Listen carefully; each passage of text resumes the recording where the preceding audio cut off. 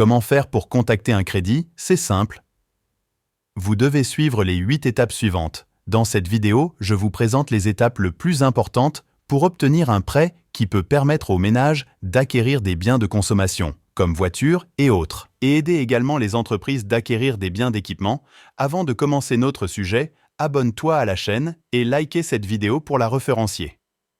Pour bien comprendre, restez jusqu'à la fin de la vidéo, commençons notre sujet.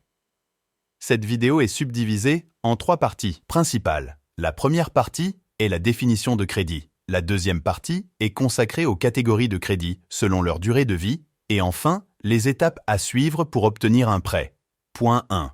Définition du crédit. Le crédit est une opération qui consiste pour un prêteur ou créancier à mettre à disposition d'un emprunteur ou débiteur une certaine somme d'argent moyennant un engagement de remboursement avec intérêt à une date déterminée à l'avance.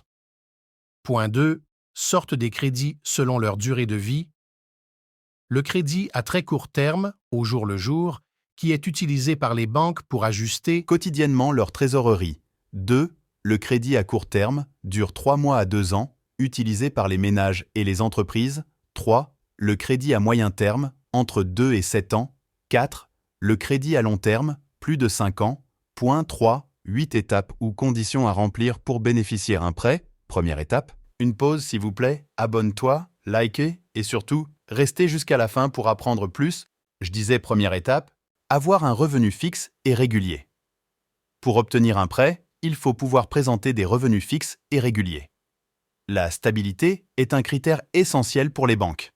Être salarié d'une entreprise agréée ou un emploi dans la fonction publique sont des atouts. Deuxième étape, avoir une ancienneté dans une profession spécifique. Pour les indépendants, les chefs d'entreprise et les professions libérales, c'est l'ancienneté qui sera prise en compte. Donc, avoir une expérience minimale dans l'activité 6 mois pour le commerce et 3 mois pour les activités basées sur le loyer. Troisième étape, présenter une garantie auprès des établissements de crédit, banques et autres. La garantie peut être matérielle ou personnelle.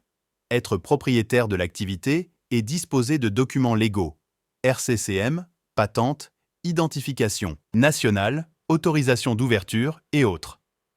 Quatrième étape. Avoir un taux d'endettement faible.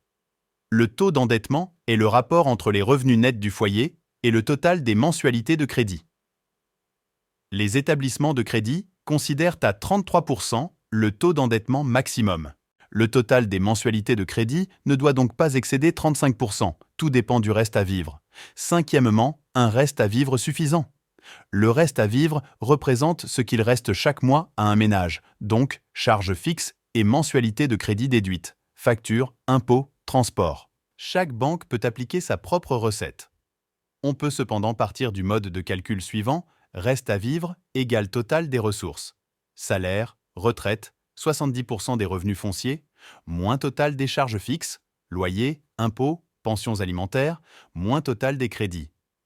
Le reste à vivre est très regardé par les organismes de crédit.